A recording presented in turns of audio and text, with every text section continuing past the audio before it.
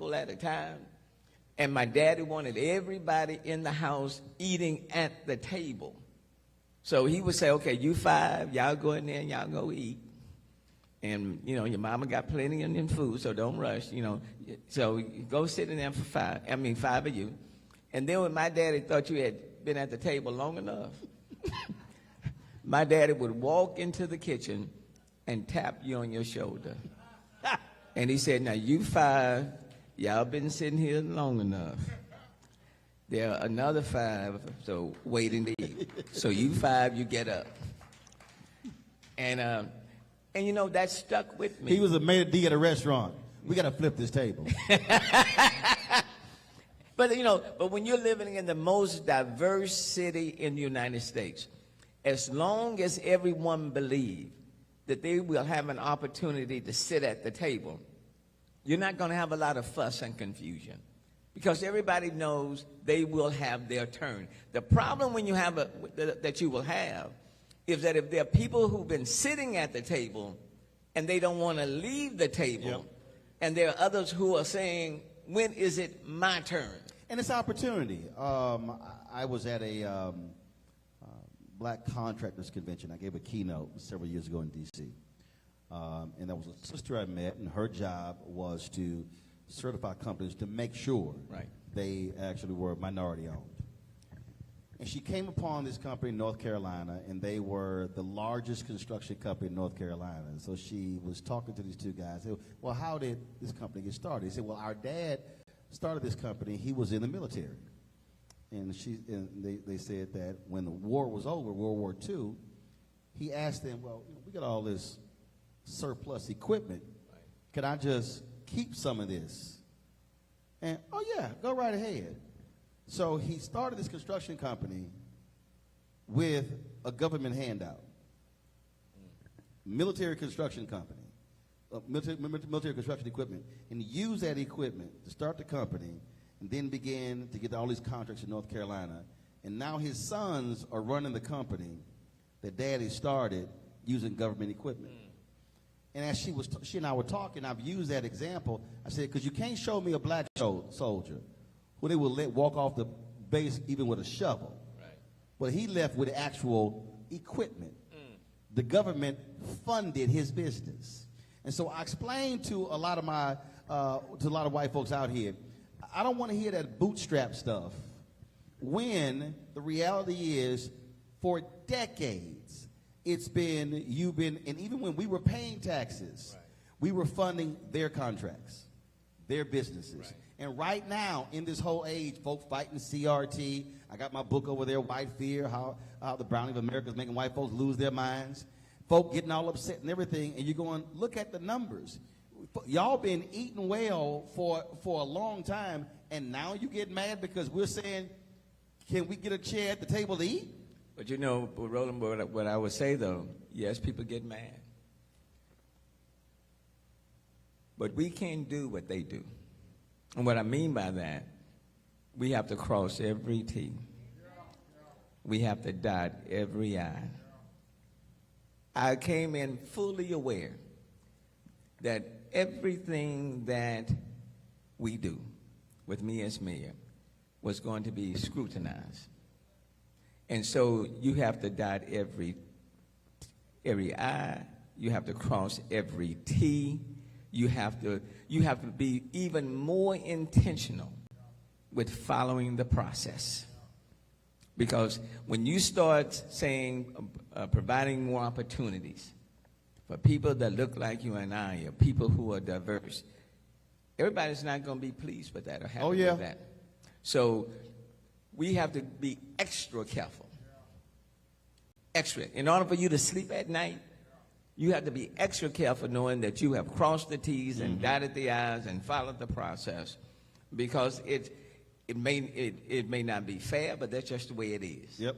So that's what I tell mayors across the country, okay? You know, make sure that you're following your process. Make sure that you have 2 and 3 different checks, because that's so important. But at the same time, somebody checking on the checker and the checker. And everyone, people will tell you, and in all of our meetings, in my 8 years, number one, I never meet with anybody by myself. That's number one. Number two, we discuss all of my deals before my executive meeting. We go through every last one of them.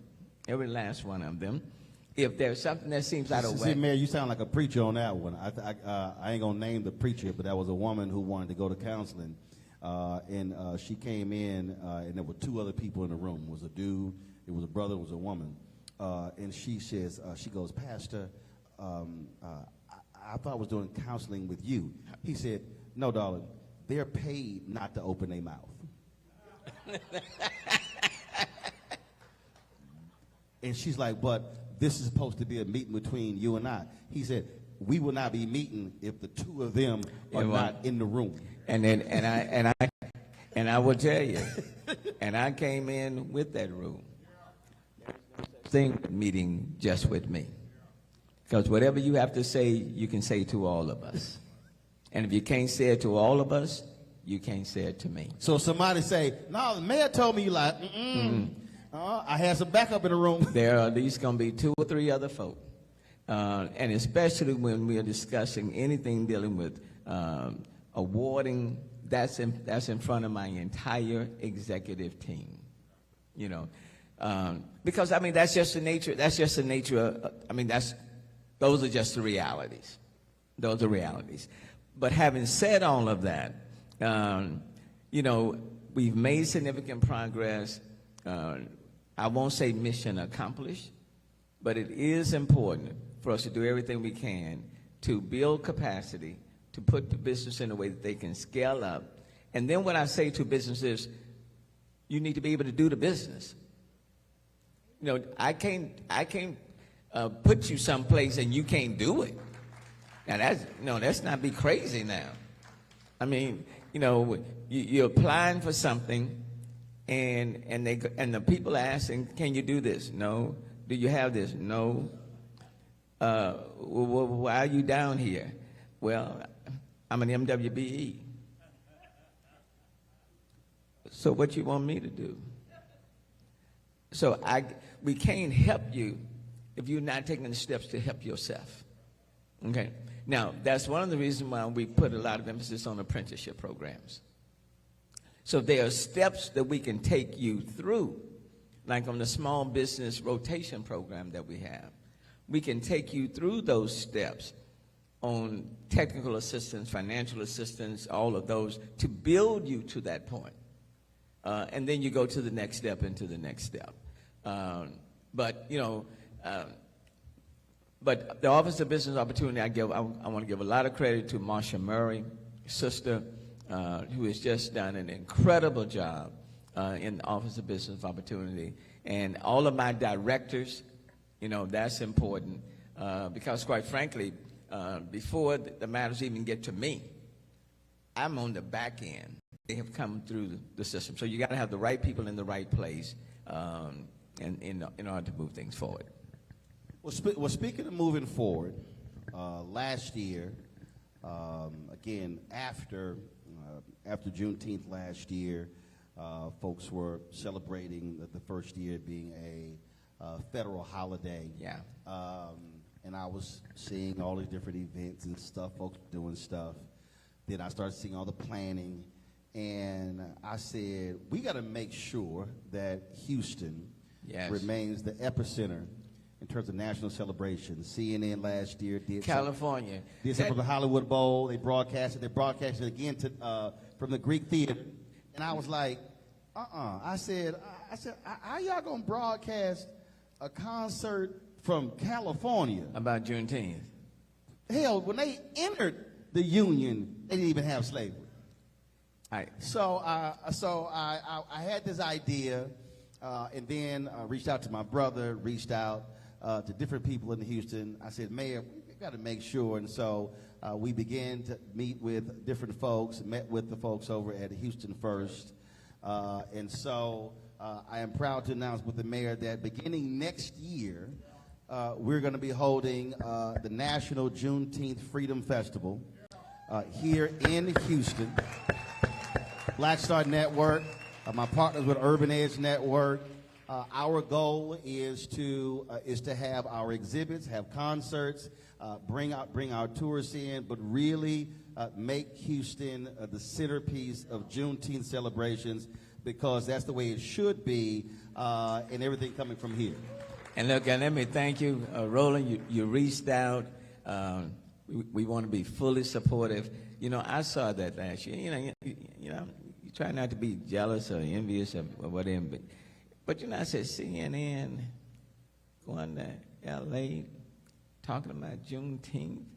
I mean, I was at my home and I said, what the hell? I mean, that's fine. But you can't ignore the fact that General Granger came to Galveston and on that veranda read Article 3. And you can't ignore the fact that after he read it, and quite frankly, before he got to the last line, those slaves, some of them are already taken off, heading down to Freedmanstown to 4th Ward. And then when he finished it, the others, well, there were some, because even when they were told that they were free, just the words don't set you free.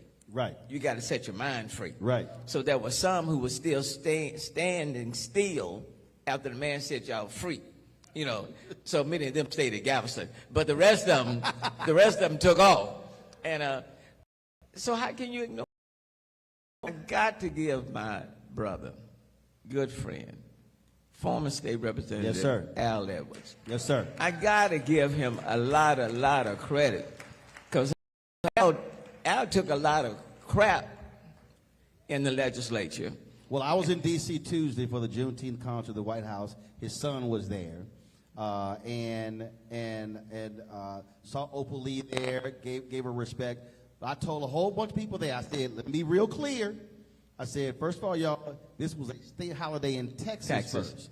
I said, and it was my Alfred brother, Representative Al Edwards, and I said, let's not lose sight that it was a whole bunch of folk for years and decades who were saying it should be a federal holiday. Right.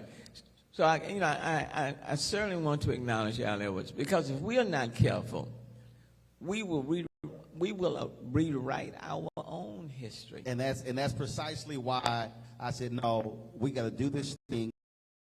National festival in Houston, multi-event. We want it done big. Oh, yeah. I won't be the mayor next year when it happens, but I can certainly help feed the success of the program. Yes, sir. While I'm here, I don't know who the next mayor will be, but I know that I'm the mayor right now. So we're already planning to assist for next year. Yes, sir. And so when I was in D.C. And I pulled Congresswoman Sheila Jackson Lee aside, I mentioned this. She goes, now, I'm sponsoring this Juneteenth trail, and they got all this stuff. Don't leave me out. I was like, Congresswoman, I got you. Breathe. I said, breathe. I'm not going to leave you out. I was like, breathe. So I told her, I said, don't worry about it. I said, it's all good. Take your time. But thank you, Roland. Yeah, thank you for what you're doing. But the whole point of this is absolutely to make it big, make it national, and make sure those morning shows are broadcasting from here, and then when we're telling the story, but not just telling the story, getting people to understand the locations, Freedmanstown, right. Emancipation right. Park, all that history there, because you're right, my fear, and I've been telling everybody, don't just be having concerts. Right. Because normally we say it's a party with a purpose. We're flipping this festival's purpose with a party. Right. And economic freedom is going to be a part of right. that, and that's why we definitely want to do it here and keep it here. So I appreciate your support for it, and we're looking forward to doing it up. Well, you're placing your name on it, and you got that national name. You started a Defender, and now you got that national brand. So we want to take advantage of that national brand to now redirect the attention. Oh yeah. to this particular region, And there are a Houston, number Galveston. of national brands that are very interested in being sponsors as well. Right. So we definitely, so we're talking about exhibits. We're talking about having Right. different, all that stuff happening on Friday and Saturday, in addition to having the concerts, in addition to having empowerment panels and discussions, lectures, things along those lines. And we want it to really be centered in as we talk about here, a major part. It will be utilizing African American vendors and companies and wanting them out to showcase wares, because that's, for me, and I keep telling everybody, Juneteenth for us was not about just barbecue. Right. We had voter registration taking place at Juneteenth Right. events. We had economic discussions. Right. So when we talk about freedom, we're talking about freedom. And all of those issues are, as per many ways, they're even more relevant and more pertinent. And information is empowerment. Yep. And if we don't make sure that we educate ourselves and those that are coming after us, then we are shortchanging our future. And you don't want to do that. So let's party, but at the same time, information is highly important and is relevant today. And so we want to make sure that we are working with you and providing the necessary support, because either you go big or you go home. And if you can't do it on a Houston scale, and I think that may be one of the reasons why they went to L.A.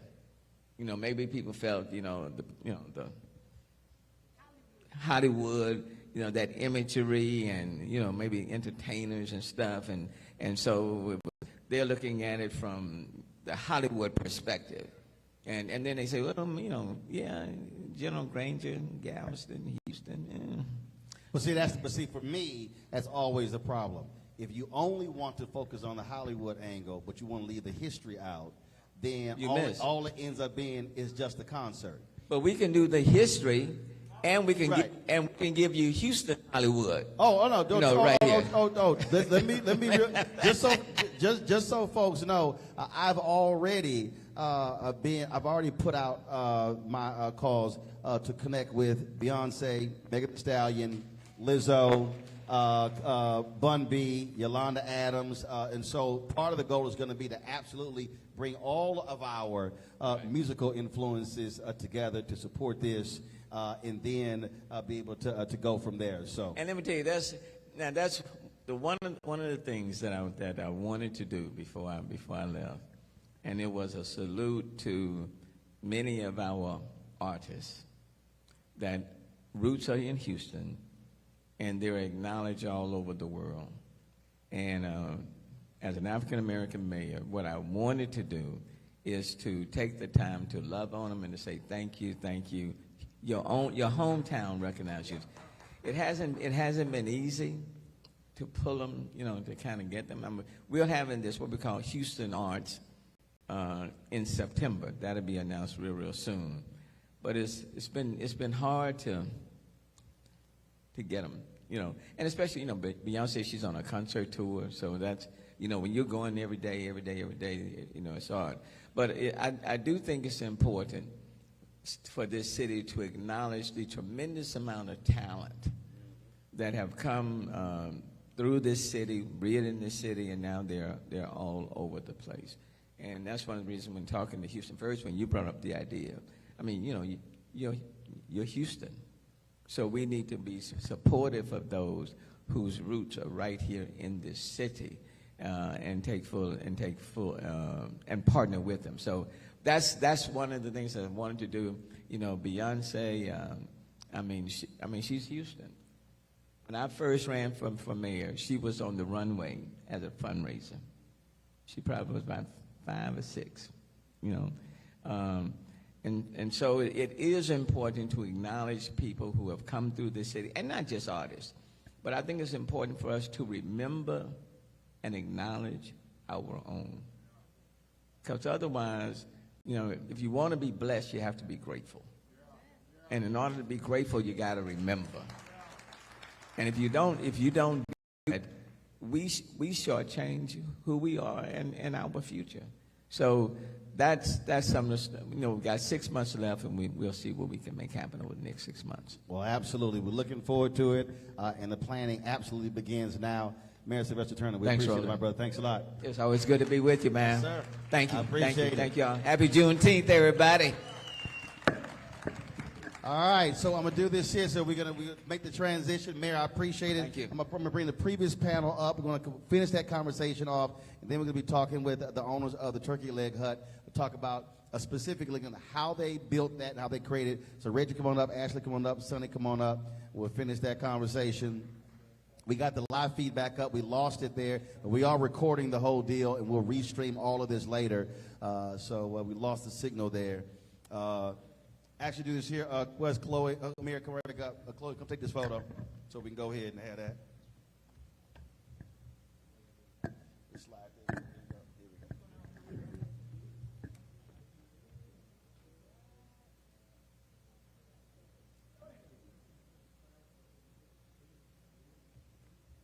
go. All right. Leave tomorrow. Okay. All right, sir. All righty. All right. Come on up.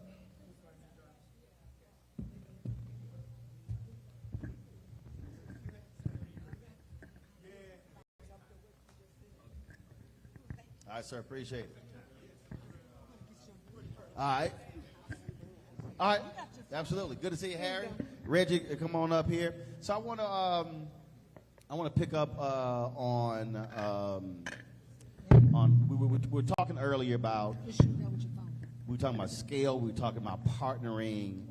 But I do want all three of you to talk about, again, that I'm going to go back to in that how you have to, while you're running a business, you also have to be looking down the road when there's the shift.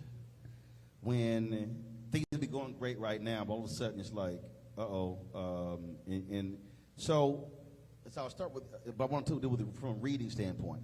So Ashley talked about all the different reading and this, that, and the other. Sonny, how do you, in the midst of trying to run a business, still studying and reading and talking, because you gotta see down the road. Gotta be forward thinking. The bottom line is, right now, if I were to look at ahead, we know AI is here. It's not coming, yes. It's here. Question is, how is AI going to impact my audience? How is it going to impact the way I do business? How is it going to impact the way I bring my product to market? That's really right now. And so I'm reading, I'm going to webinars, I'm visiting people who are using AI to understand what are the do's and don'ts. But one of the things you have to be careful about in embracing new technology is that you can go broke, bottom line, real quick. Oh, yeah. And well, like perfect example, yeah, I want to give you an example. So if you look at, there was a camera here, where the hell is it? Okay, over there. All right. So we're using 5 C300s. The body of that camera plus the lenses is $20,000 each. So it's $100,000. So when I started, a lot of people were like, oh man, that's C300. I'm like, dude, I need 3 cameras for an interview. Center camera, solo.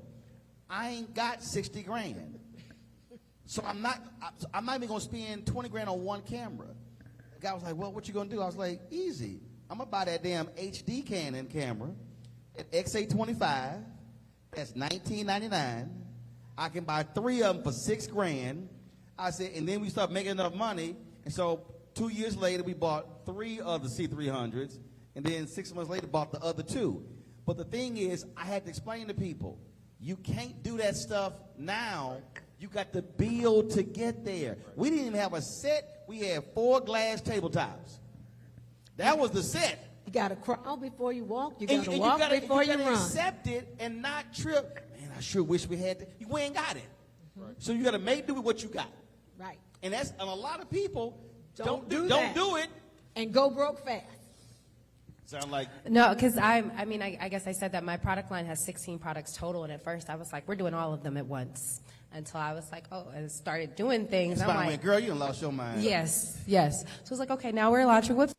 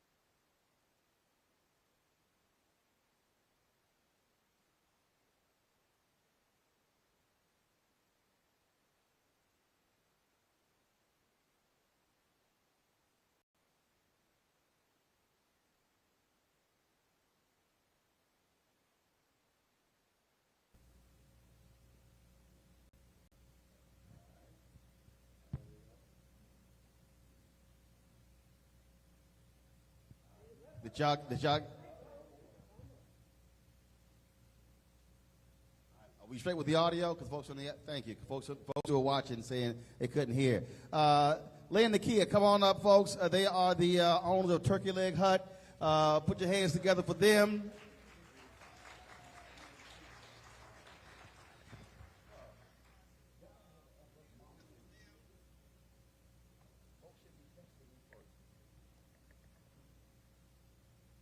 All right, y'all take a seat. What's going on? Good seeing you. How you doing? Good seeing you.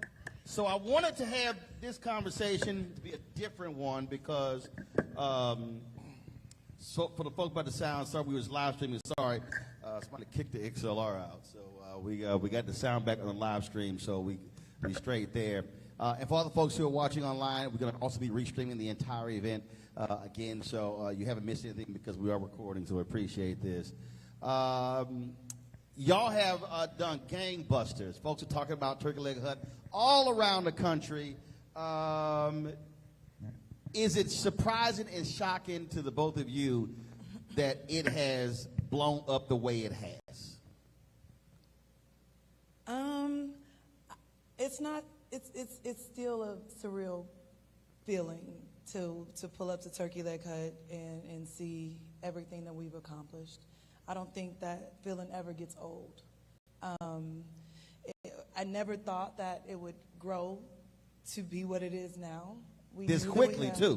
This quickly. Because y'all started when? We started in 2016.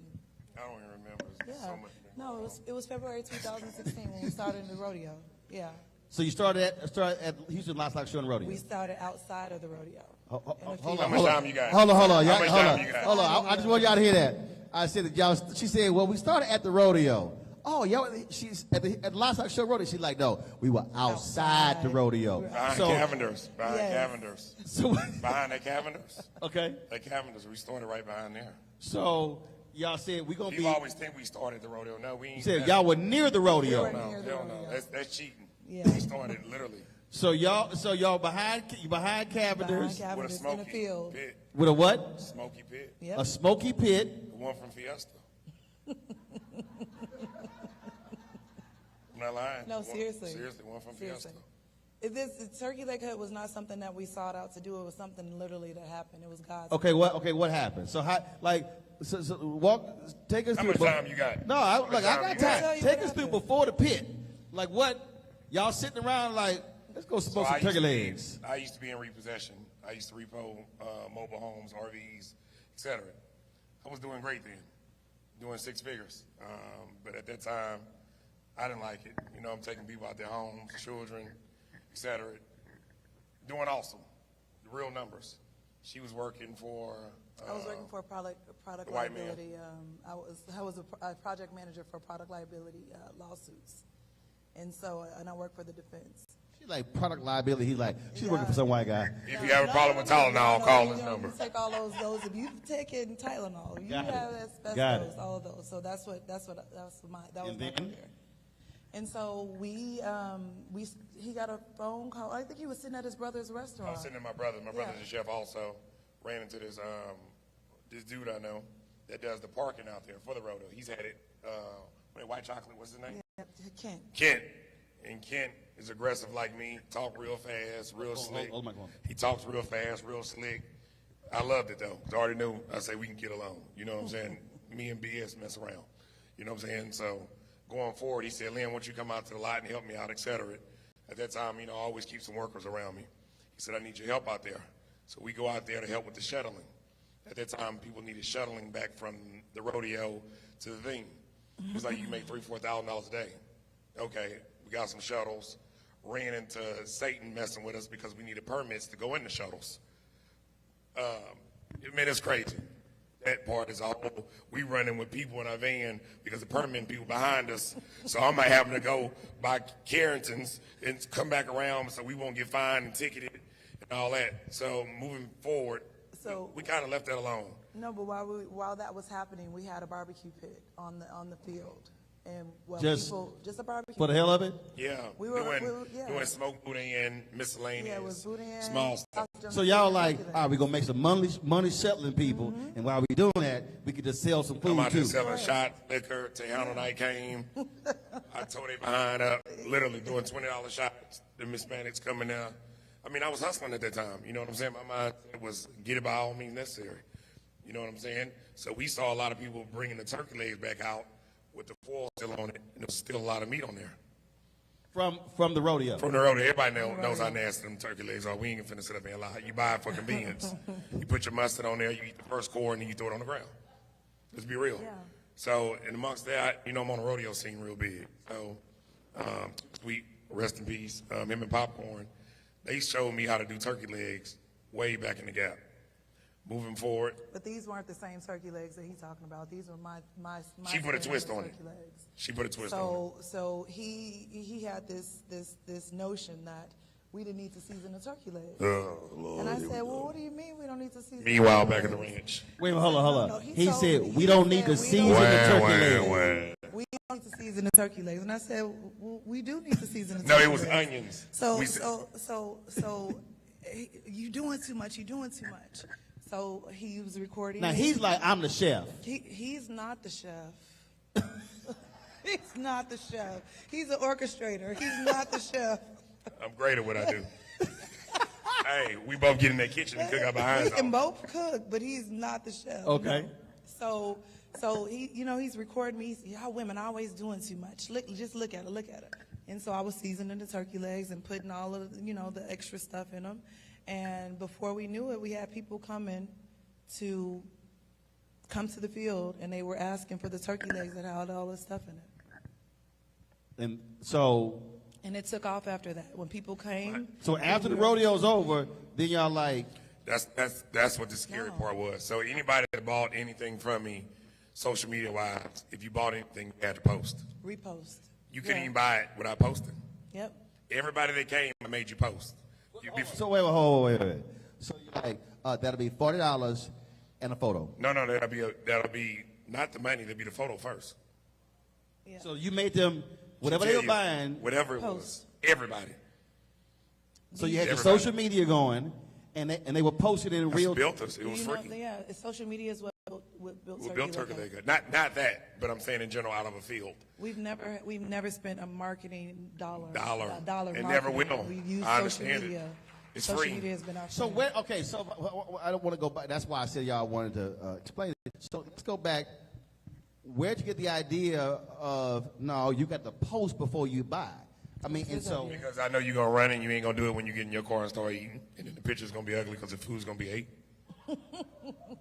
By the time you go in there first, you're going to take a picture of it. So you might as well get it while it's pretty. Same thing in my restaurant. Same thing works. anybody say, man, look, I'm trying to eat. You like, look. You have to understand. Take that photo. He's aggressive. I'm aggressive like you. And my clientele came from when I was in the streets. I was good to people. So a lot of my clientele came from people, man, come over here and support me. Come over and support me, So now y'all in the fields, rodeo's over. Then That was what? the scary part. We did it again for Final Four. Then for what? Final Four. For We the did Final it- Four. we No, did Final it- Four is right after was rodeo. right after Right. rodeo that particular year. Parking lot? Same Same parking lot. parking lot. Same parking lot. And I'm nervous the whole and then, time. And then Why? the I know turnout this was shit finna even be over the with. turnout was greater. Turnout was greater. We had people actually meet instead of actually going into these events. And so we kind of looked at each other and was like, man. I was scared. Listen, I'm not going to sit up here and lie. I was wasn't. scared. You was scared because And your shit deal was- was rodeo's quit. over, Final Four's I over. quit my job. And Oh, you quit? And I had just had we had just had our daughter. She was born in January, and we started this in February. We went to the house. Yeah. We went to the house, and I think it was 40, 50 days. We had done 80-some thousand. 80-some thousand out of a field. Out of a field. Out of a field. I don't never touch no money on nothing, Here, she in the car, here. You know what I'm saying? Even from parking, legs. So we didn't touch nothing. And I always say late night, early morning, but literally having a child, It was literally late. literally, night, we was early going to that morning. Sam's right across the street, buying one case, buying two cases, put them on the pit. Yep. I'm going to Bud's Meat Market, getting, boudin, sausage on the stick, You know, from getting the stuffed pork chops, her putting her twist on it. You know, people don't understand our store. You know, but all them twos and pews, I call it every day, $6.50, $4.50. Sometimes it's slow days, $3.50, $1.50. You know, I still have that street mentality. I'm gonna put it up. We don't put it up. We didn't touch it. So Final Four is over, and now where do we go? Back to white chocolate. What's that? The dude that had the lot. Okay. So his line is over with because ain't no more shuttling. So he's coming out there seeing because we're still running. You know, we're still running. He's out there. You see his face. It's like all these people still out here. So he wants to charge us rent now for the property. It was a little like a shed. Nothing. We made a transition after that. From where? We've transitioned off Washington. No, I'm saying when we was in the field, you remember, and he kept coming out there after the rodeo, because we was in the field for a little while afterwards, just trying to figure out stuff, you know, because the thoughts were everywhere. She had it planned, but I didn't know where the hell we was going to go. He was always apprehensive, and I figure I saw what we did in such a short amount of time, and I knew that we had something. I didn't know how big it was, what was going to become of it, but I knew we had something. And so he got a phone call from someone that he went to high school with, and he told us about a spot off of Washington. Caddyshack. The Caddyshack. Across the street And from they didn't have much business, and they just wanted to see whether or not everything that we had done so far, if we would just come and look at it and see if there was something that we could do. So Lynn, Slim, we don't. Sometimes I'm scared of change. You know, once something works for me, So He in your mind, you're sitting here going, look, I know hustling. I'm gonna work this field.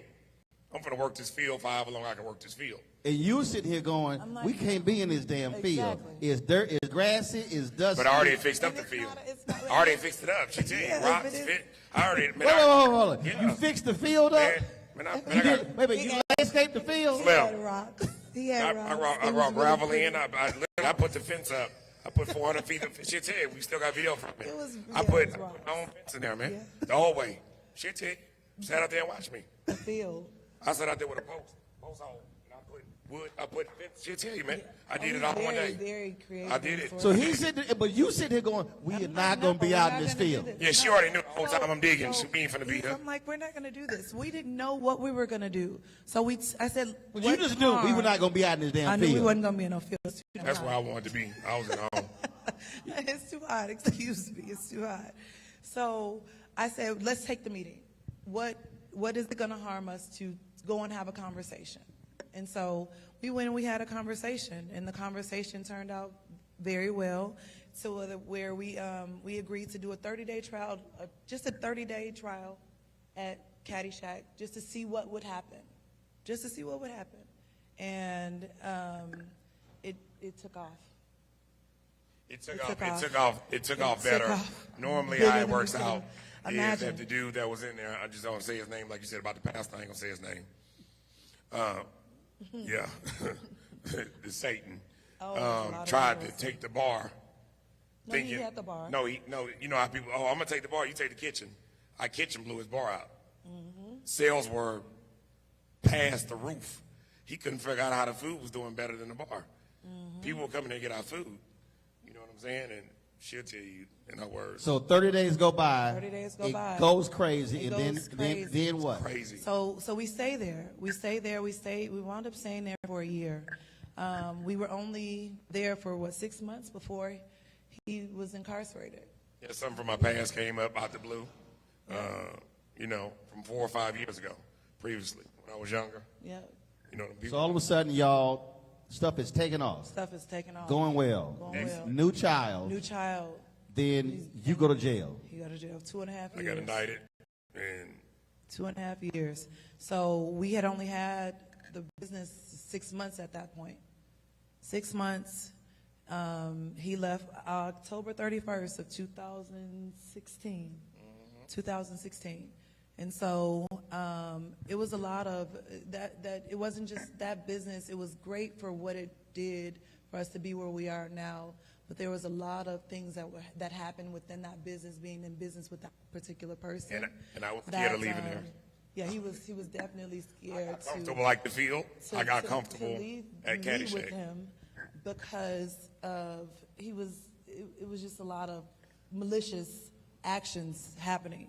But what I'm hearing here, and again, I hope folk who are paying attention, opportunity hits, goes well, but then you were scared to go next level. Mm-hmm. Then she's like, no, let's just take the meeting. You take the meeting, goes well, but then you just said, I was comfortable. So even after the first time, were you thinking, yeah, I know it struck lightning once, but let's just stay here. It's like, man, we done lucked up again. People don't win the lottery twice. But see, it's not luck. It's God's plan. It's not luck. This is what He ordained. I don't care what comes or goes, how much adversity we face. We always, at the end of the day, come out on top because something that God has His hands on that's meant to be. I don't care what come or go. You can't touch it. What's meant for you? What you say, son? Whatever's meant for you is meant for you. What's meant for you is meant So for you. you're going 2.5 years. Business is continuing. Are you still running it? What's going on? So we get to April. The man that we got into business with, Satan, decided that he was going to. He saw what we have done, and so he was going to take it for himself. he took it as soon as I went to jail. Mm-hmm. He plotted. As soon as Lynn went to jail, he plotted to steal the business. He didn't do it while I was went out. so much as to take up the menu, steal the staff, everything. And there was one time, so the situation was that he controlled the POS system, he controlled the bank accounts and all that stuff. So I would depend on him to give me my check every week from the food. And so what he would do was he'd go around with this yellow notepad and you owe me this, you owe me this, you owe me this. And I'm like, So like sir, a record label. Oh man, yes. This was worse than death row. Way worse. This was worse than death row records. And I couldn't do nothing because I'm inside. I'm making phone calls to try to deal with it. Horrible. I tried to stick it out as long as I could, but I'm away from my children. He's locked up, and you're stealing from me. So what am I gaining here? So I made the decision to shut it down. and it was just the situation had happened. It was just so random. It was a Friday night, and the staff walked out. The staff walked out because he didn't give me the money to be able to pay them. But I went in my personal savings and made sure that our staff was always taken care of. So you shut it down, and how long is it shut? No, listen. Go ahead. So that Friday, we went through that Friday. I wake up Saturday morning, not for sure whether or not any of the staff is going to show up because of what happened Friday night. Right. I'm in there by myself at 6 o'clock in the morning. I'm sitting there looking, and I'm by myself. No one else is there. So it's just like, peace, be still. And so I sat there for a minute, and I said, "This is it. It's over with. This location's done." I called my parents. So when you said shut it down, you said the location's That over location with, is over not with. the But division. hold on, but watch, not division. I'm on the rec yard playing handball. I never come in first shift, they call it, you know what I'm saying? I never come in. Something just said, man, go on in and call your wife. I never come. I normally stay out, you know. I would always keep my mind busy and my body busy. I'll run my body crazy so I can go to sleep at night. Something said go in. I don't know what it was. I told CEOs, I said, man, let me in. I need to go make a phone call. I'm in RDAP at that time. So, you know, they listen and everything. And I go in. I only had like 2 minutes left on the phone because you only get 60 minutes when you're in the feds. I said, let me call my wife. I called her. She said, what made you call? She said, I'm shutting it down, Lynn. I said, no. I said, 2 minutes, you know. So she's telling me she's closing the business in 2 minutes. Yep. And I can't talk to her for another month. And I told him, I got it. I said, don't worry. I could drop that phone, start crying. I ain't gonna lie, drop the phone, start crying. No, start crying. One of my OGs came and said, Lynn, what's wrong?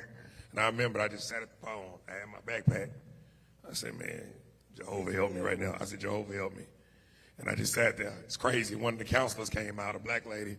She said, Lynn, I heard your phone call. because they listen in RDEP. Right. She said, I heard your phone call. She said, everything will be all right. And I went and laid down and slept it off. She came and seen me, but it was like, God It's damn. still that moment. It's like I still get emotional because of everything that we were going through at that point in time, and it was hard. It was hard, but Shit was rough. I knew there was light at the end of the tunnel.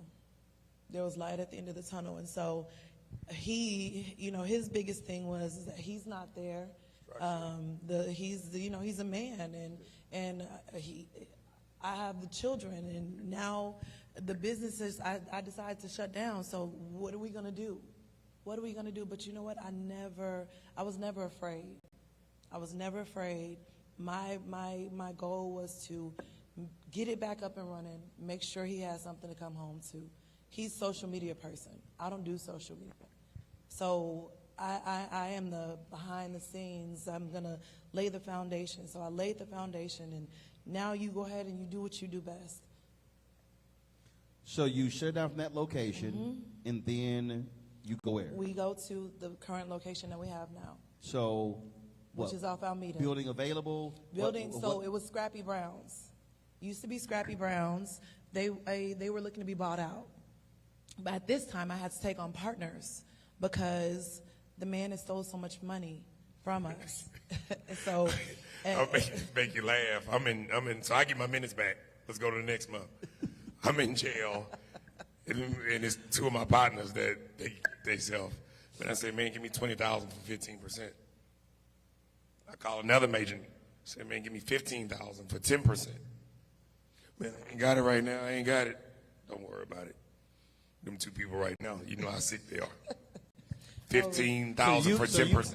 You offer one person 15% of Turkey Leg Hut for $20,000, and another person, We just needed, we needed another money. person for how much for 10%? It was, what was it, 25,000, somewhere up in there. So a total of what, 35,000? listen, we just, at that point in time, we just, No, you but, needed but money. they never took it. They didn't take So it. no, my point is, Yeah. you needed about 35 grand, and you were giving up a quarter of the business. Just to, keep her afloat mentally. Right. Here goes some money, here goes some oxygen. Here's oxygen. And both of those folks were like, Oh, yeah, I hope they see it. These my boys. They my boys. you know they got it. Oh, every time I come up to Oh, the they restaurant, definitely have it. every time they come up to the restaurant, and these major people, man, you missed out on these millions because you played. People don't believe in people behind jail. People don't see what you see. People didn't see what you said, the defender. People didn't believe in the vision. People didn't believe in the vision. So fast forward, you get the place with Scrappy, you take on Yep. partners, you get out win. So we had the business. We opened up. We brought Scrappy Brown's out August of 2017. We were supposed to open up right away. Harvey happened, so we wound up pushing it back to December of 2017. Lynn comes home October 4th, 2018. That's crazy. I think being in the mama owned the school right here too, Scrappy Brown's. Right here. Oh yeah. Who owns Scrappy Imani Brown? School. Imani, being in them. Yeah. That's them. That's their people. That's what I was just thinking about. So October October 4th, 2018. 2018. You should restart. So the business had been restarted at the new location for what? For those 10 months. For those 10 months, yes. All right. You come out. Now what? You're a sports fan, huh? She picked me up. I started off in Beaumont, ended off in Bastrop. That was my last spot. She picked me up. Meaning you went from the federal prison in Beaumont and to then Bastrop. ended Yes. in Bastrop. And we always talked track. She picked me up and went like this. I said, stick. Literally, I said, stick. I say, pass it. I got it. That's all I said. I said, stick. I got it from here. Sit down. It's game time. Do what you do. No, sit down. Not sit down, but I said, I got it now. I'm on. Yeah. It's game time. Let me do what I do. So October 2019, and then all of it. So how do you then? Now the both of you had that location October 2019, 2018, and what then happens? How does it just start? I'm in a halfway house downtown. So he like I told you, he's social media. So with him coming You're home, out, but In a halfway house. you're in a halfway house for how long? a couple months. They got me up out of there. They was tired of me. Serious, they was tired of me. The director said, we got to get your ass up out of here. Because I had made so many phone calls to people like you. that, man, give me up out of here. I'm not going to be there no 6 months. The director said, I don't know who you are, but we finna get you up out of here. His phone was ringing, cell phone. By the time Boris was calling, this, that, you know, man, get you up out of here. You finna mess up my grant. Cause I'm up at 4 in the morning. You know what I'm saying? I ain't finna clean no walls, man. I got a restaurant. You know what I'm saying? You got me with a toothbrush. This ain't But he was actually able to come to the restaurant. So he had to go. He would, a certain amount of time, he was able to come out. He'd be at the restaurant doing what he needed to do. Then he'd go home. His home at that point, particular time, was So we had a PR person at that time. Yeah. She wasn't our race. So she didn't understand our race. And I'm telling her, you know, anything that you see over and over on social media. I was incarcerated, one of the dudes from Wendy's, one of the dudes from Chick-fil-A. They're incarcerated. I understand social media to the fullest. This is my life. I understand it. You know what I'm saying? I studied it while I was incarcerated. You know, even from Wendy's and Chick-fil-A, what is their color? What is their color? Mm-hmm. Red. Yep. What everybody sees is red. Understand that. It's a reason why Wendy's and Chick-fil-A color is red. You know, even from the standpoint of, you know, I have staff. We have 175 people that work for us. If you don't post, you get fired in a group me. It's mandatory. It's mandatory. Reason being, it's free. Right. Let's just say 175 people. At that, you got almost 1 million people. Anytime that's on your timeline, your mind automatically says, damn, let me go to Turkey Leg Hut. Or flood your line. You know what I'm saying? It's mental. Anything you scroll up, Turkey Leg Hut, goddamn, let me go over and get that Alfredo. Even if you don't like me, you got to go get it from the food truck. So when was that? So you're out and y'all grinding. What was that? Was it a steady bill, or was it something that just triggered where it just took off? I had stuff written down from incarcerated. She's sending me pictures every week. What was going on? It was a. You had what written down? His plans. My plans. I had everything. I still look at my plan. I've hit all my checklists. I've hit all my checklists. When I came home, you know, like you said, she saw my vision, but certain investors didn't understand the vision. Y'all got valet in here that's only making $400 in the front, when this front can be making $400,000. We can go in a hole for $75,000, get these tents, build it out. Let's get a permit. We can butts and seats make money. Cars don't make money. The valet is already stealing from us, so you only maximize and put 20 cars in the front row. Why not put 4 tents? That's why the tents are outside now. You have to maximize your space. Right. This is something that I already had incarcerated. I didn't know how to draw. I'm paying people to draw my thoughts in jail. You know, I came home with all that. Even I didn't know how to type, and I had, you know, people in there typing for me. You know what I'm saying? She's sending me pictures every time I call on the phone. Send me pictures of what's new at the restaurant. She's sending pictures of the barbecue pit. She's sending pictures of everything.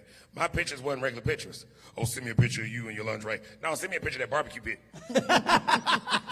Send me a picture of that barbecue pit. I'm serious. Send me a picture of that barbecue pit. Send me a picture of that restroom. Send me a picture of that VIP room. That's what I wanted to know, what we were doing every week. That's what kept me going. You know what I'm saying? Yeah. So all of a sudden, so you're building, and so at what point did it really just go next level? See, the first week I was home.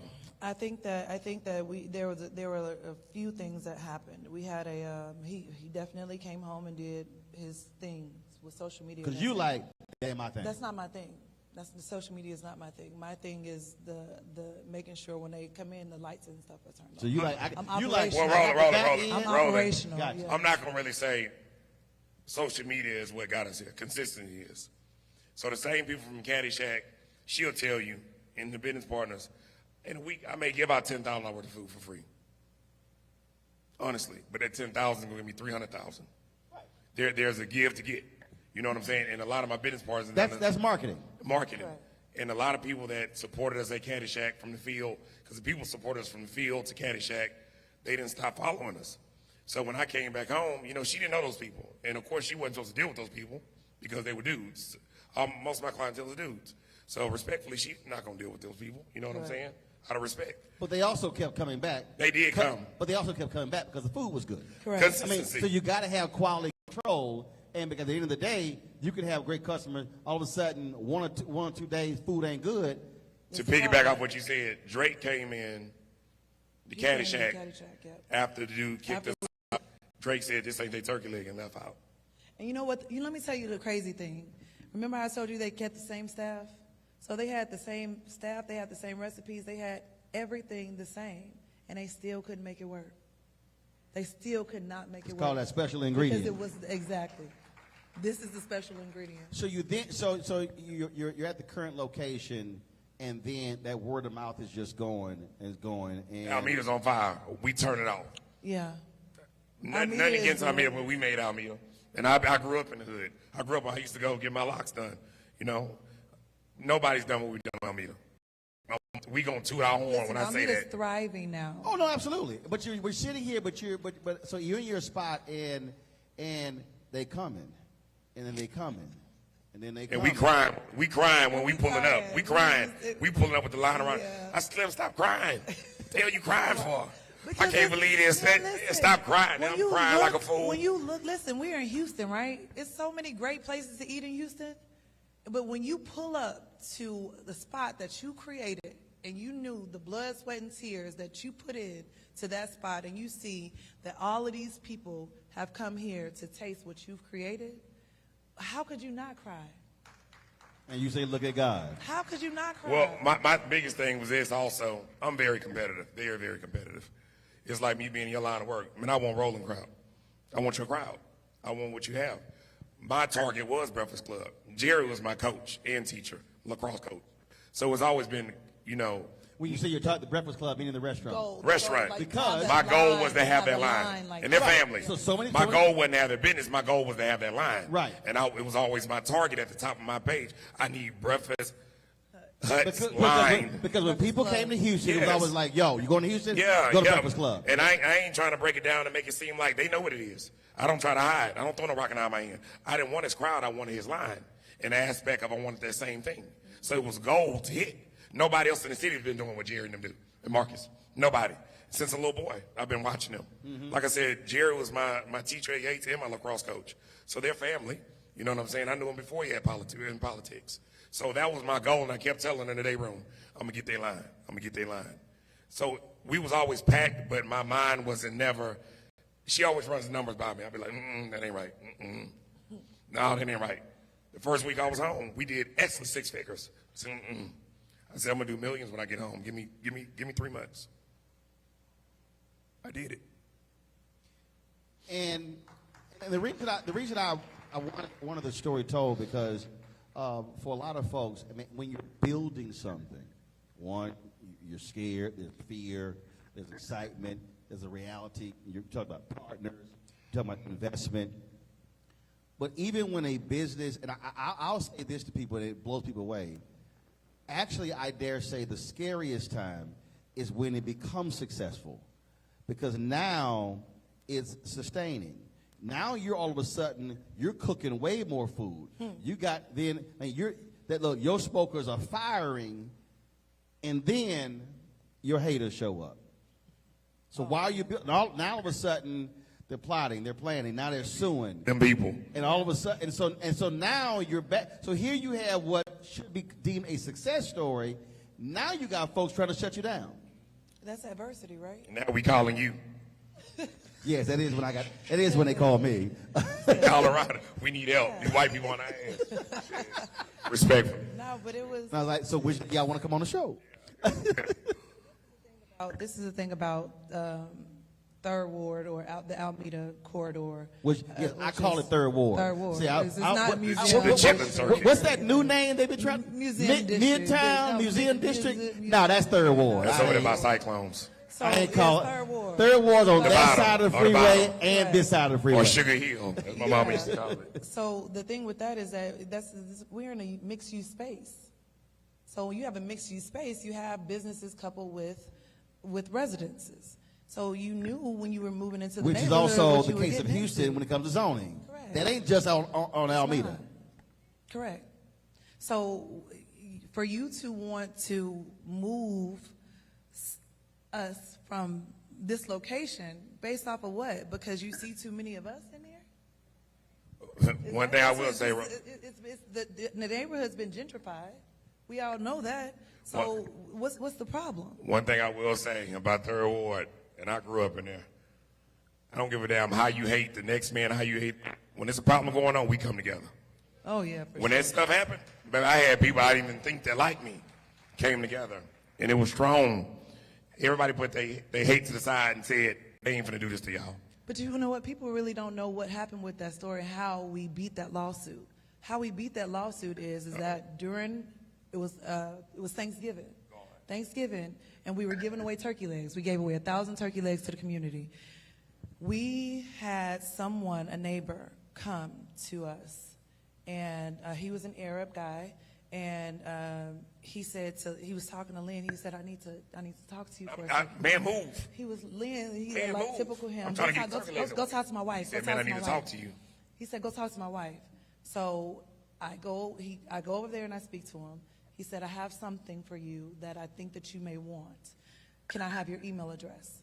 So I said, "Okay, sure." Give him my email address, and we took a break. We took a break from giving away the turkey legs. So I go and I sit in the car, and I open up my email, and I see the email, and it's the email from the neighbors that had gotten together to sue us, the group that had gotten together to sue us. And in that email, it had listed out their action plan. And they said, okay, we tried with the noise, that didn't work. We tried with the Smoke. It was the parking, that didn't work. Right. So now we're gonna try the smoke. They don't belong over here. We're gonna They say don't belong over here. It's noxious and it's toxic and it's this, and we're gonna take back our corner.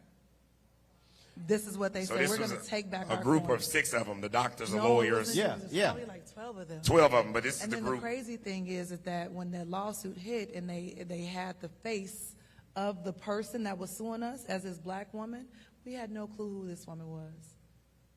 They put a black woman as the face. It was to say that this is what it is. Right. But the truth of the matter is, it wasn't a black woman. There was no. It was black them. woman. It was them. And so when we got that email, first thing I did, I was floored when I saw it, and I sent it right to my attorney. When I sent it to our attorney, the next day it was dismissed. Yep. So things are moving, things are going, and you're selling, and entertainers are coming in town, and folks are posting, and you got the pictures on the wall, and all this sort of stuff along those lines.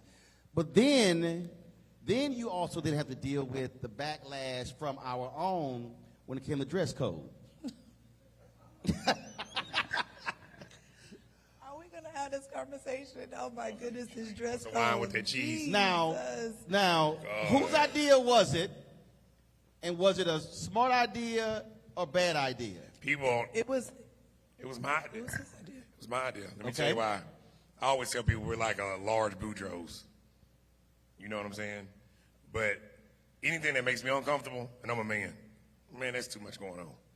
You come in with a thong on, with the beach cover up. We have children in here.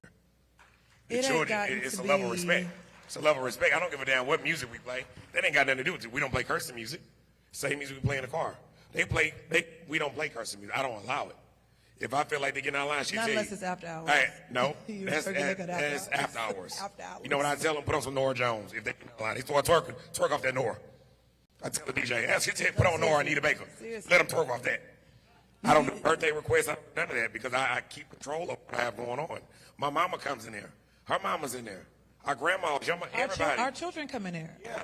So when you walk in with a thong on, it's a level of respect. And the crazy thing is that we have been in business for years before we even implemented a dress code. But the crazy thing, when you See, that was a social media backlash because that thing went Yeah, viral it and went went national. 150 million views. It was like Oh, man. 20,000 shares. They roasted us. They were relentless. They kicked our ass. They were relentless. I was running. I was scared. I was mad. I can't do this right now, man. I was running from everywhere. My goodness, So they were relentless. did you regret making that decision? No. No, let me tell you No. what happened. And this is what, people saying, one of our managers at the time didn't run it by Slim. She didn't, yeah. I didn't, so she released the dress code before she got my approval. 'Cause on we what shoulda- to we shoulda say said something worded when differently. it pertains to the dress code. So that was the thing of the matter is that it's Houston, it's hot.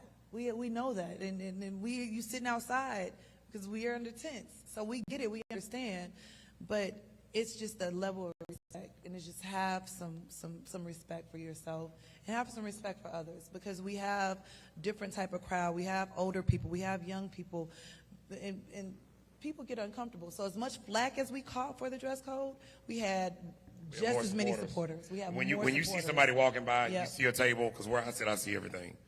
As always, the only thing get past me is win. So, know what so I'm you saying? didn't see a decrease in lines and no. people? Oh, no. No, It weeded not the at BS all. out. But when you see people walk by and they go like this, and I'm watching somebody, a man, touch a couple or a female, and they looking at somebody, man, they're not going to come back. And the support was amazing. That's the crazy thing, is that they focus so much on the negativity and the backlash from the dress code, but the support that we got, tons of emails, letters, people walking up, we support y'all. Thank you. Thanking us. It's just, and this is the thing, is that if you don't set the tone for your business and what it is that how you want your business to be, people will set that tone for you. And when they set that tone Yep. for you, you'll You have sit no back control. and you'll look back and you'll be like, how did my business turn into this? How? Now you're trying to revamp And now it. you're trying to get it back. And re-grand You have opening. to set the- you No, have it's to set done. the You're tone for done. your Once you go that way, ain't no coming back. But once you go the way we go, we can always, we can play with it. We can tweak it.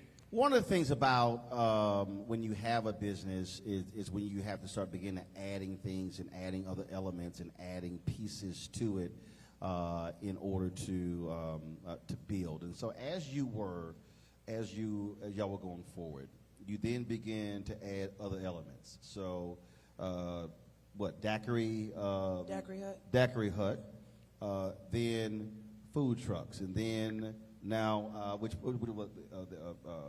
U of H games. You Yeah. begin to add other. So as you are building, how are the two of you sitting here going, how much bigger can we get? How can we add something else? How can we do something else? For instance, like this, and I mess with Tillman real tough. She went to U of H.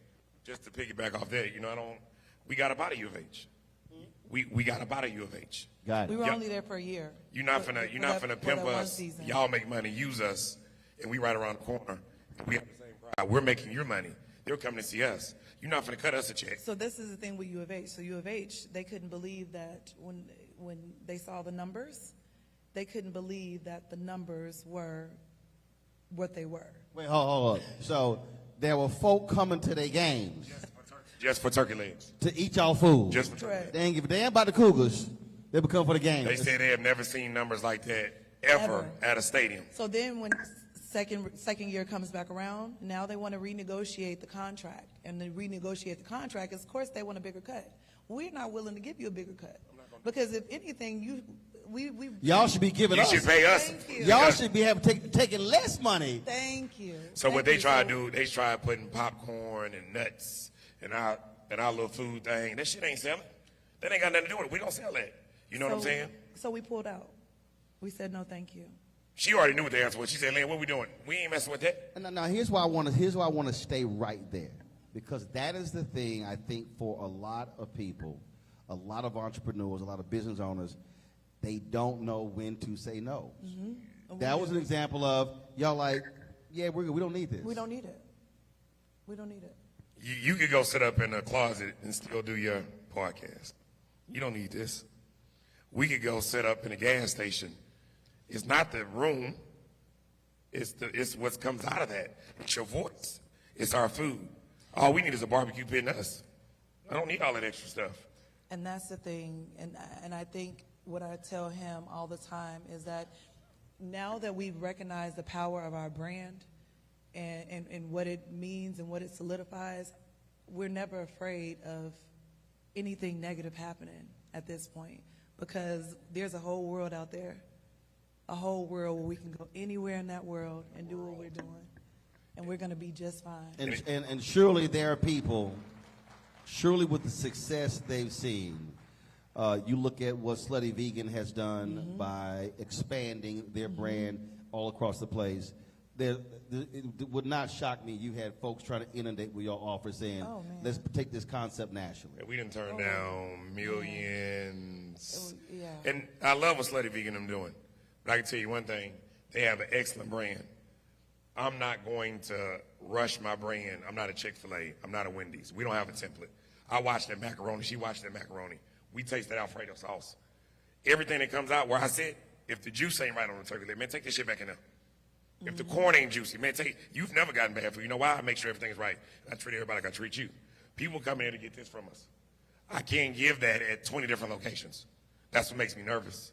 That's But what makes the me, crazy thing is that- so you know? That's what he makes him nervous. It does. But I want to go back to that because here's the deal. You were nervous in the field. You were nervous was it Caddyshack?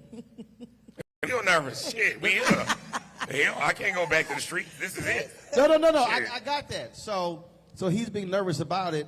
But are you sitting here going? Oh no, I'm putting it in play. Now it's in Yeah. play. But if taking this long, we've knocked down some real deals that the average person probably would have took from 3 or 4 people that are world known. It's all in timing. You know, it's all in timing, and what he says is very true. We've been successful, and people love to come, and when they come, they love to talk to us. They love to see us, and all of that. And we know when we expand, we can't be everywhere and every time. Yep. You know. So we will say this for free advertisement. So she went to school in Phoenix, down there, and we went down there recently. We'll be opening up down there. Phoenix, Arizona. Yeah. So your plans are to expand this brand? It ain't no plans. No. Yeah. We'll be opening up with James Harden down there. We'll open up with James Harden down there. Okay. So this deal will be done. Put it out there because I know where we're at with it. You'll be opening yet, a Turkey Leg Hut in Phoenix, Arizona. Is it with James Harden? Yes. Okay. That'll be our business partner down there. Okay. And there's more to follow. More to follow. See, now we're here now. You know what I'm saying? Now I'm not nervous. Then now I'm not nervous. You know what I'm saying? So is the key to y'all's success the moment you get nervous that something big about to happen? No. I know I'm just messing. I don't get nervous in that aspect. Right. When things are working, I don't like for them to change. Yeah, he's a creature of habit. I'm like, it's doing good. Why No, fix it? that's what I'm saying. The moment you start getting nervous, that's what she like. Oh, it's about to blow up now. He nervous. No, he stay nervous. Yeah, I pick my nails to death. You got to understand. It's like this is not heard of. For me, when I know everything is getting ready to blow up, is when everything falls apart. But when you get major people like Tillman and all those people, and they're like, how did y'all do it? How did you make it? How did you make it during COVID? Man, y'all didn't make it. I said, y'all been selling vibes. Now you got to sell good food. Anybody can sell a hookah and music and a drink. But try selling food with no hookah and no music. Mm-hmm. Now you got airplane food. You know what I'm saying? I had made a shirt during COVID. Y'all been selling good vibes. Try selling good food. And I'm serious. Yeah, because they weren't showing up. There's no vibe. In COVID, I'm not going to lie, and I knew it was a blessing. Our business did not stop. It didn't stop. The line was long. Vibe was gone, but they were still buying food. Watch this. And the mayor and all was like, man, y'all got to close down. Y'all messing up the city. We already got them phone calls. Y'all are messing up the city. That's how I knew we had an effect. Y'all may have to close down. Because if y'all open. Well, what do you mean? I mean in the aspect of when it was packed, everybody was supposed to be inside. Right. They were outside. That's when we was getting on. No, but it was still a line, though. No. During COVID, everybody was supposed to be in when we had, right. When we wasn't supposed to, the time frame. There was like, you're supposed to be in the house, et cetera, all that type of stuff. That's when Miss what's the name was like, yeah. You mean lockdown. That's what I'm talking about, the lockdown. That's what I'm like, hey, I'm so And y'all were like, we outdoors. correct. They outdoors. They eating. You know what I'm saying? So, we have a major, even from politics, to the effect that now we got to watch who we vote for. Because we have an impact. Not vote for who you publicly endorse. Yeah. And I didn't know that side of politics. I'm just. Right. They're like, can we put a sign up front? Sure. Yeah, sure. Put all y'all signs. Man, I came home, I started getting phone calls from people. Man, take that down. Well, we damn sure ain't gonna be no Trump sign out there. No. But Not I'm at just all. saying, Not at I all. got you. business is to the effect I can go in there and say everybody to vote, get a turkey leg. Right, You know, right. and that's how crazy it is. I can literally say whoever votes get a free turkey leg. They'll go vote. It happens. It's crazy. Like Oprah has an effect. I'm not saying that big at all. But if I tell everybody you go vote for that, come get a free turkey leg, they'll do it. Well, sounds like a good idea to me. All right, then. Folks, give it up for Lynn, Nakia. First of all, congratulations on all the success. Love to hear the story. And again, I think a lot of people need to understand, as I always say, there's a story behind the story. And that's the most important thing, I think, for folks to recognize. And so we appreciate. And I always, so when I come down, I tell them, I say, one, I cannot, like I might come to town for 3 or 4 days. I'm like, listen, y'all know I can't come here more than one time. You only get to see me one time. And if I come to Houston more than one time in a month, I said, I can only come out here one time. I said, because otherwise we ain't going to be fitting no clothes. We ain't trying to be no 3X, 4X. And the funny part, folks trying to get me to order something different. So I'm a creature You of only get that same thing. I'm going to eat your crab, Same thing, creature of every head as well. time. I'm only going to eat. If I like something, I ain't ordering nothing else. We're going to order that. That's it. Unless they out, that's the only I'm going to order something else. Well, I want to say one thing. A lot of people ask us all the time while we up here, and I know your platform is huge. Questions, how do we make it? How do we do it? Sometimes we don't even know. It's daily. It's trial and error. I tell a lot of people, and I say the same thing late night, early mornings. A lot of people don't understand that. But to all the business people, all the, you're going to catch flack in a restaurant. You're going to catch, it causes havoc on your relationship. It's a lot that comes with this. And it ain't nothing just overnight. Right. And people, it's like you ain't do this overnight. Yep. We didn't do it overnight. So I can't give you our blue plan. Our blue plan came with repossessions, this, that, all type of stuff. But I can tell you one thing. If you work hard, you will get it. And if you are consistent, Yep. if you're consistent, you have to be consistent. All right. We appreciate it. Thank you. for Thanks a having me. bunch. Thank you. We're going to get the photos. We get a photo right here. We get the photo. Then I'm going to issue some final comments here. Here we go.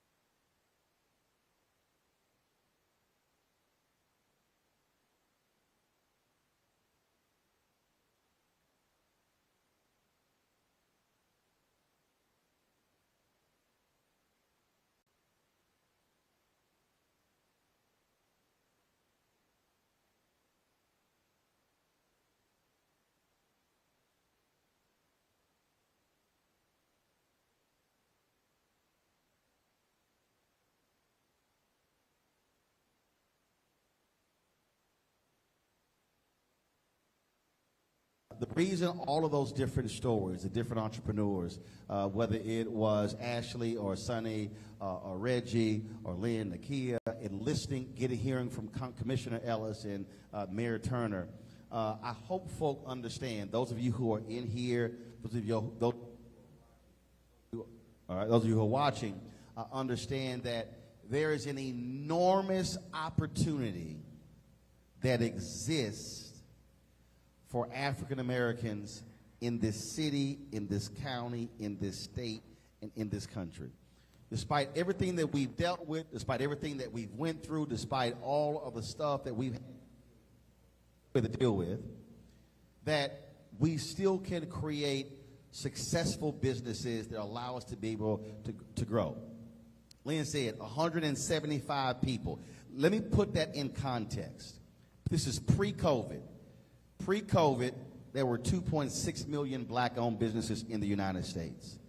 2.5 million of the 2.6 had one employee, doing an average revenue of $54,000. Now, here's why when people say, we need more businesses, why I go, they say, we need more black-owned businesses. When we had 1.9 million black-owned businesses, 1.8 million had one employee. But they were doing average revenue of $110,000. So we added 700,000 new black-owned businesses, but the revenue got cut in half. So when you saw the reports, 41% of black-owned businesses went out of business during COVID. That's because we don't have actual black-owned businesses. Those are sole proprietors. Those are individuals who are really just working for themselves. And so the only way our community is going to change is if we have our businesses that aren't one employee, that are 10, 20, 50, 100, 200, 500. Because in the United States, this blows people away every time, the federal government classifies a small business in America as having 499 employees or less. That's what is they call business. Them having 175 employees in Black America, that's a large business. That shouldn't be the case. And so what I hope, you take advantage of the opportunities. We thank folks at Harris Health. I hope you got some information from them, what they're doing. We're going to be, again, as we announced, next year, we're going to be launching the Black Star Network. We're going to be launching the 2024 National Juneteenth Freedom Festival. We want that to be, as I say, a purpose with a party. And so we're going to have music, going to have food, have all those things. What my desire is very simple, is that we are empowering a whole new generation of our people to talk about and understand owning and building, so the next generation can actually change the dynamics, because I'm not interested, I'm not happy we have all those so-called black-owned businesses and it's just one employee. That doesn't change our community. And so we can do it through contracting, we can do it through our public-private partnership, you name it, we can do it with, and that's what's most important. Just come on up for a second, because I want you to just tell folks real quick about the health system, what y'all doing there, because you heard when the commissioner said, when they did a disparity study, the percentage was 0 of black contracts. We're trying to change that. And so I'll just quickly share with folks so they know what to do. Hello, thank you so much for this opportunity. I'm Tamala Austin. I am the Business Equity Outreach Manager for Harris Health. I'm with the Contractor Diversity Team. And as Commissioner Ellis said, we're getting ready to go under this big expansion and renovation project with LBJ Hospital, $1.6 billion. The Commissioner and the Board and the President of Harris Health have agreed that 30% of it needs to go to MWBEs. So my job is out here to construction, IT, flooring, to make sure that we get a piece of the pie. All right, so we appreciate that. If you have not downloaded our Black Star Network app, download it. Again, we're going to be restreaming this as well. Share it with folks. We're going to on all different platforms, and we really are looking forward to our Juneteenth Freedom Festival, National Festival in 2024. Again, we want Houston to remain as the epicenter of Juneteenth celebrations. That's our goal, and so we got some great stuff lined up. And look, we're not going to sit and get crazy. We're going to methodically build it, go, small success, keep going up. But we really think it's a great opportunity. And this also was a perfect example. We purposely chose this place, being black-owned. We got food from Lamont Events, same thing as well, and appreciate that. I'll be signing some books over there. Thanks for coming out, folks, and we'll see y'all next time. We appreciate y'all supporting us. We appreciate it. Thanks a lot.